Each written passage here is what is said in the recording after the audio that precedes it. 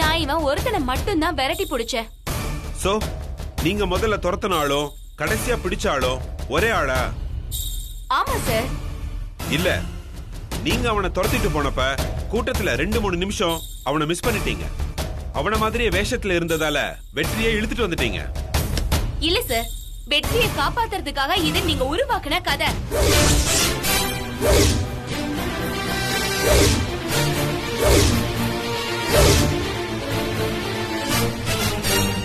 நான் அவனை துரத்திட்டு ஓடினப்ப நான் அவனை எங்கேயுமே மிஸ் பண்ணல. அவனை தான் நான் துரத்தின, அவனை தான் பிடிச்சேன். திரும்ப திரும்ப நீங்க சொல்றதுனால போய் உண்மையாடாது. செயின் ஸ்நாச்சிங் கேஸ் உங்க ஸ்டேஷனுக்கே பெரிய தலைவலியா இருந்துச்சு. அத விசாரிக்கிற டீமுக்கு நீங்க தான் லீடர். சீக்கிரமா அதை முடிச்சு கொடுத்து பேரும் புகழும் வாங்கிக்கணும்ன்றது உங்களுடைய ஆசை. இன்ஸ்பெக்டர் மேல உங்களுக்கு இருந்த பகையை தீர்த்துக்கிறதுக்காக ஒரு அப்பாவிய குற்றவாளியா நிக்க வச்சிருக்கீங்க. இல்ல இல்ல இல்ல. Order order. நீங்க ஒரு போலீஸ் தானே, கோர்ட்ல எப்படி நடந்துக்கணும்னு உங்களுக்கு தெரியாதா? சாரி யுவர் ஆனர், அன்னைக்கு என்ன நடந்துச்சுன்னு என் கூட இருந்தவங்களுக்கு தெரியும். அவங்கள கூப்பிட்டு விசாரிக்கணும்னு தாழ்மையோட நான் கேட்டுக்கிறேன். அப்பதான் எது உண்மை எது கதைன்னு எல்லாருக்குமே புரியும். அடுத்ததா அவங்களதான் கூப்பிட போறாங்க மயிலு, நீங்க போலாம். Thank you sir.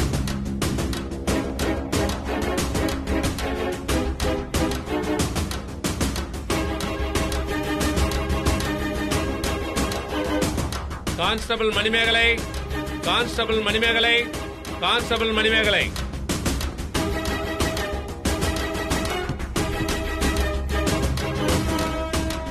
உங்க இன்ஸ்பெக்டருக்கும் கான்ஸ்டபிள் மயிலுக்கும் நடுவுல என்ன பிரச்சனை? சார், ஒரு பிரச்சனையும் இல்ல சார்.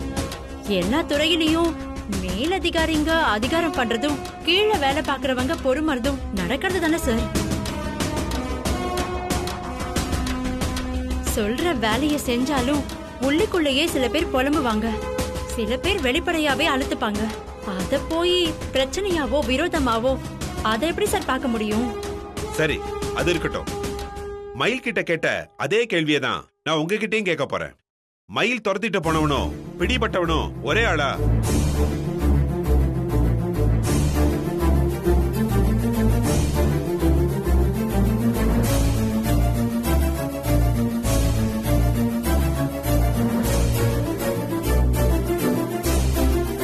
அப்படிதான் சார் நான் நம்புறேன்.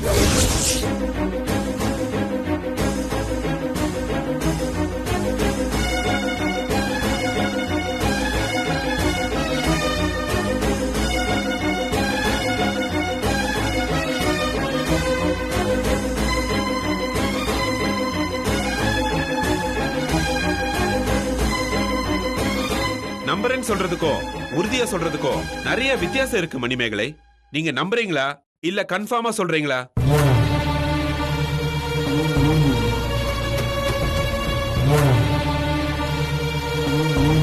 ரெண்டும் ஒரே ஆள் தானே நான் நம்புறேன் சார். நம்புறேன்னு சொன்னாலே அங்க ஒரு டவுட் இருக்குன்னு தானே அர்த்தம். ஏன் உங்களுக்கு இந்த குழப்பம்? அன்னைக்கு என்ன நடந்துச்சு?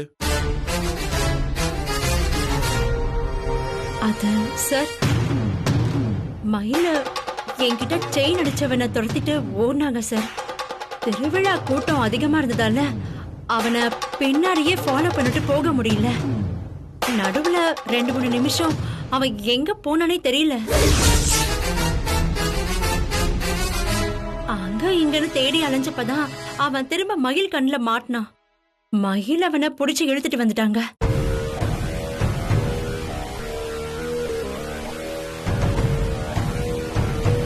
ரெண்டு பேரும் ஒரே ஆளான்னு கேக்குறப்ப நீங்க ஏன் டவுட்டா பதில் சொல்றீங்க? ஓடினவன வேஷம் போட்டிருந்தான், பிடிபட்ட வெற்றியும் வேஷம் போட்டிருந்தாரு. வேஷம் ஒரே மாதிரி இருந்ததுனால அவனுக்கு பதிலா கான்ஸ்டபிள் மயில் வெற்றியை புடிச்சிட்டாங்கன்னு சொல்ல வரீங்களா?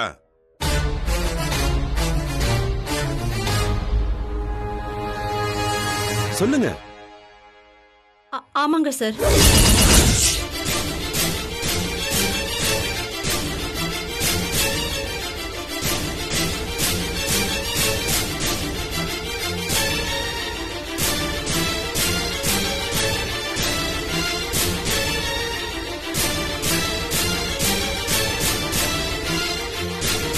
Objection my Lord.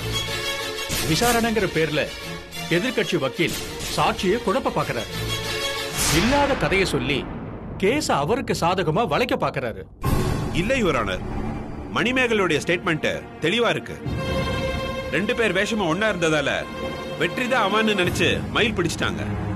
இதுதான் நடந்துச்சுங்கிறத நிரூபிக்க இன்னொரு சாட்சி விசாரிக்க அனுமதிங்க your honour. Objection overruled. உங்க சாட்சியை விசாரிக்கலாம். Thank you your honour. நீங்க போலாம்.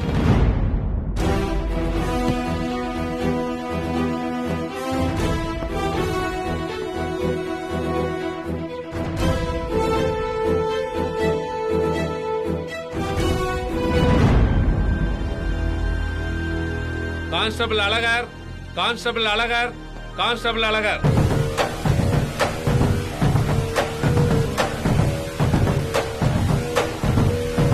உங்ககிட்ட புதுசா நான் ஒண்ணு கேள்வி கேட்க விரும்பல. ஒரே கேள்விதான். தெரியும் சார். நானும் புதுசா ஒன்னும் சொல்ல போறது இல்ல. மணிமேகலை சொன்னதுதான்.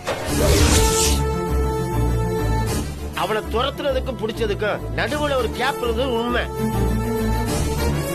பேச ஒன்னா இருந்ததுனால அவன் இவன் நம்பினது உண்மை.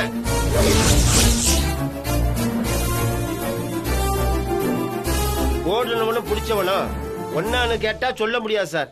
ஒரு சந்தேகத்துல தான் வெற்றியை பிடிச்சிட்டு வந்தேன் sir. That's all your honour.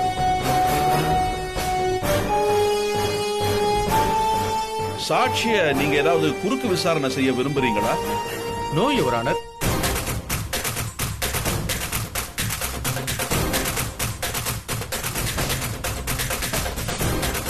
நீங்க போலாம். இந்த வழக்கு விசாரணை உணவு இடைவேளைக்காக ஒத்திவைக்கப்படுகிறது. The court is adjourned.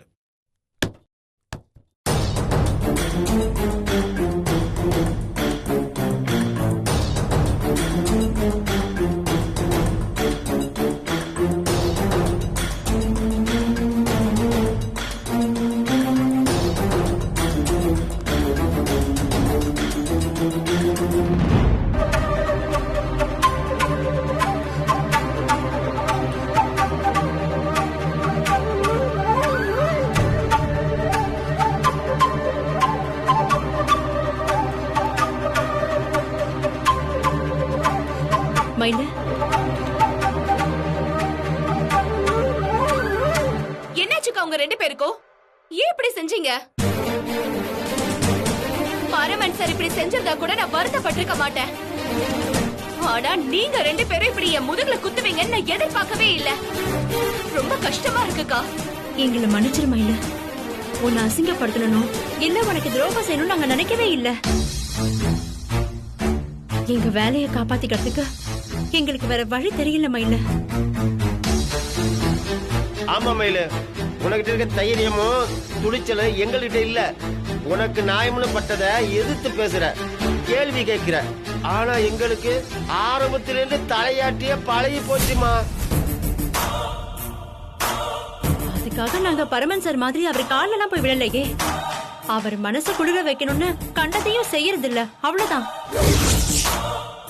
ஆனா அவரோட பேச்ச மீறி எங்களால நடந்துக்க முடியாது மயில.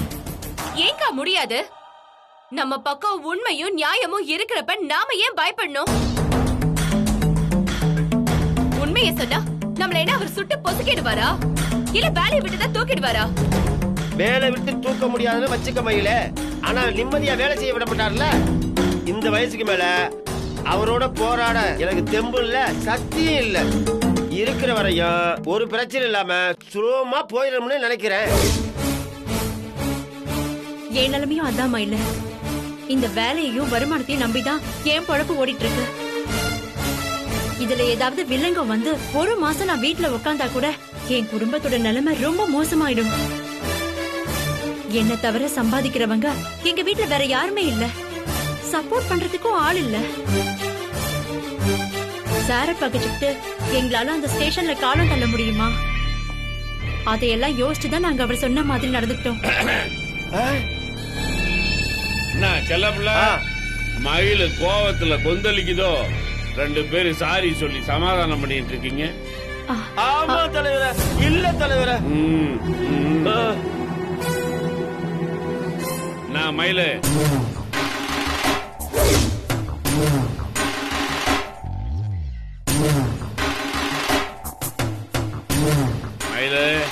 என்ன பார்த்தது செல்ல பிள்ளையோட உடம்பு எப்படி உதர்னத பார்த்தல, மேலதிகாரிய பார்த்தா இந்த பயமும் மரியாதையும் இருக்கணும்.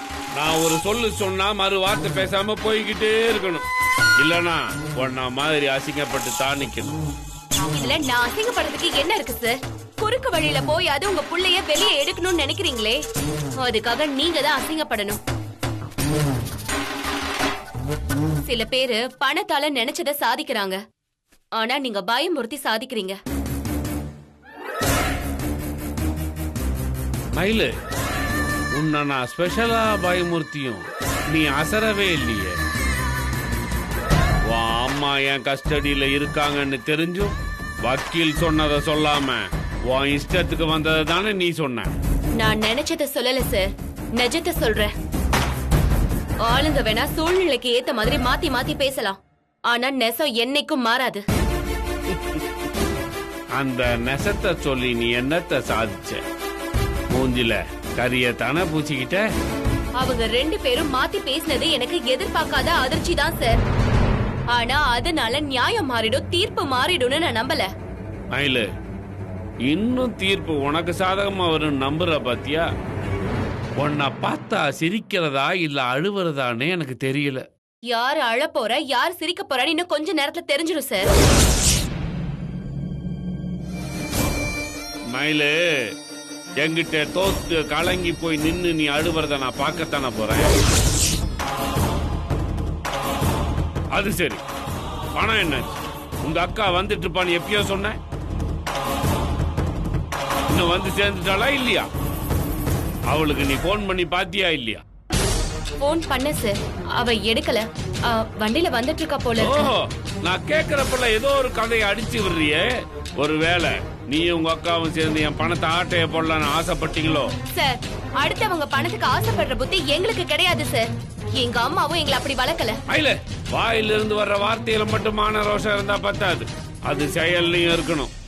கேஸ் முடியறதுக்குள்ளயாவது உங்க அக்கா இங்க வந்துருவாள்ல, இல்லனா நடக்கிறதே வேற.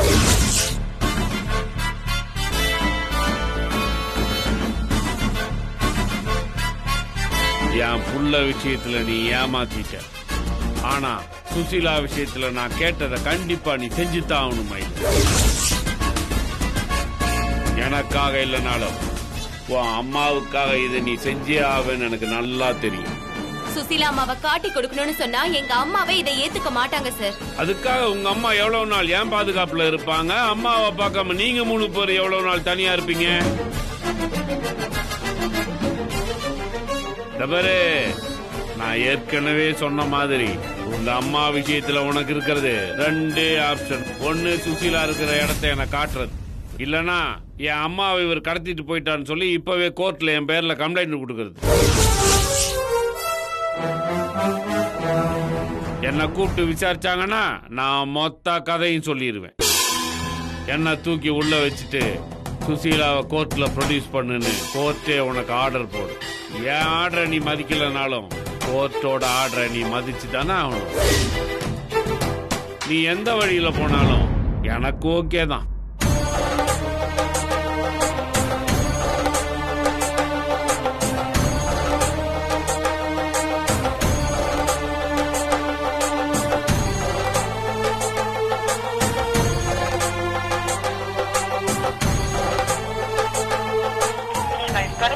வாடிக்கையாளர் எண் சுவிட்ச் ஆஃப் செய்யப்பட்டுள்ளது.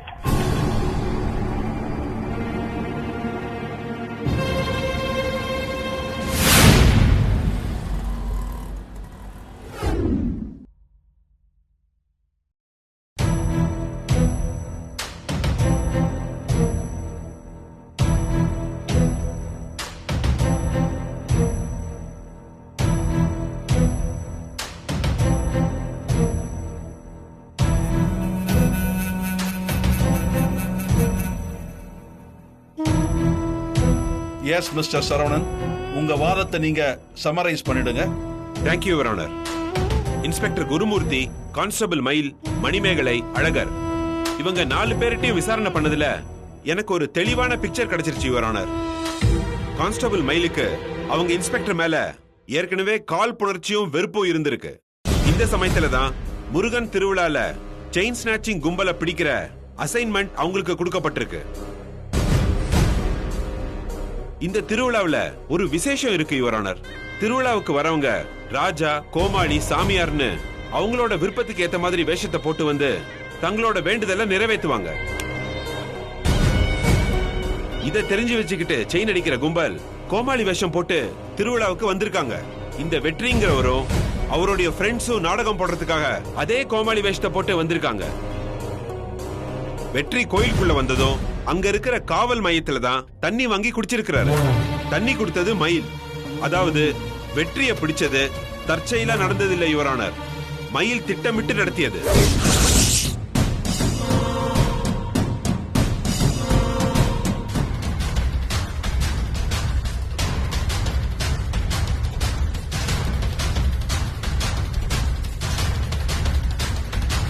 செயின் பறிக்கிற சம்பவம் நடந்தப்ப மயில் நிஜமான கிரிமினல் தான் துரத்தி இருக்காங்க.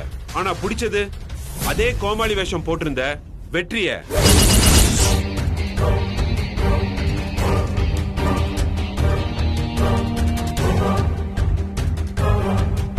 நடுவுல கிரிமினல் காணாம போன 2-3 நிமிஷத்துல தான் இந்த ஆள் மாறாட்டம் நடந்திருக்கு. மயில தவிர சம்பந்தப்பட்ட 2 பேருமே இடையில அவன் காணாம போனதை ஒத்துக்கிறாங்க.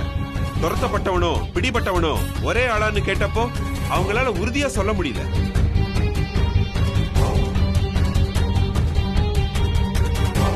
ரெண்டு நிமிஷம் கேப்ல ஆள் மாறிடுச்சுங்கிறத மயில் ஒத்துக்காம இருக்கிறதுக்கு 2 காரணம் இருக்கு யுவர் ஆனர்.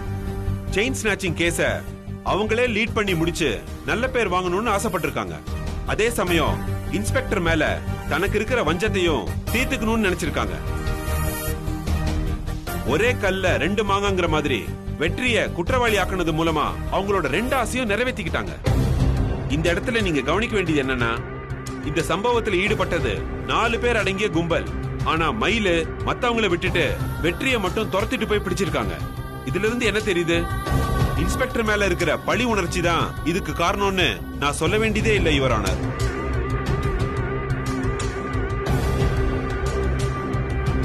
இது எல்லாத்துக்கும் மேல என் கட்சிக்காரர் நிரபராதின்னு நிரூபிக்கிற மாதிரி இன்னொரு முக்கியமான விஷயம் நடந்திருக்கு யுவர் ஆனர். வெற்றி மேல எஃப்ஐஆர் போட்டிருக்கிற எல்லா கேஸ்லயும் நான் தான் செயின் அடிச்சேன்னு சேலம் டவுன் ஸ்டேஷன்ல சண்முகன் ஒருத்தர் சரண்டர் ஆயிருக்காரு.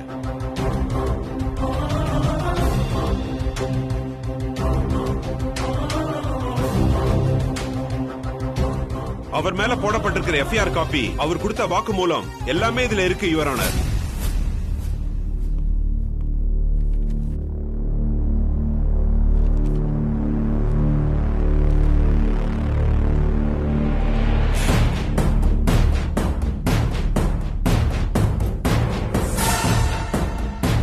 யுவர் ஆனர், சுருக்கமா சொல்லணும்னா ஒரு கான்ஸ்டபிள் இன்ஸ்பெக்டர் மேல இருக்கிற பகையால ஒரு அப்பாவி இளைஞனோட எதிர்காலமும் வாழ்க்கையும் கேள்விக்குறியா மாறிடுச்சு யுவர் ஆனர். என் கட்சிக்காரரோட பையன் வெற்றிக்கு ரொம்ப சின்ன வயசு. இன்னும் வாழ வேண்டிய காலமும் அனுபவிக்க வேண்டிய சந்தோஷமும் அவருக்கு நிறைய இருக்கு. வீட்டை காப்பாற்ற வேண்டிய பொறுப்பும் அவருக்கு இருக்கு. செய்யாத குற்றத்துக்காக அவரை தண்டிச்சா ஒரு அப்பாவி இளைஞனோட வாழ்க்கையே நாசமாயிடும் யுவர் ஆனர்.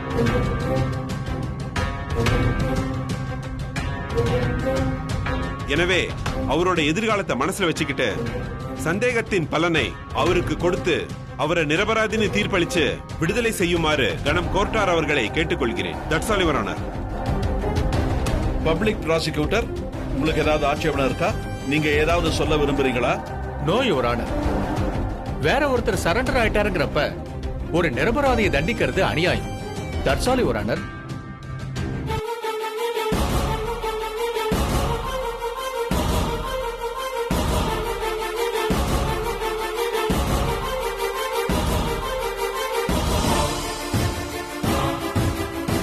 செயின் பறிப்பு சம்பவத்தில் ஈடுபட்டார் என்று வெற்றியின் மீதான குற்றம் அரசின் தரப்பில் சாட்டப்பட்டிருக்கிறது. ஆனால் சரிவர நிரூபிக்கப்படவில்லை.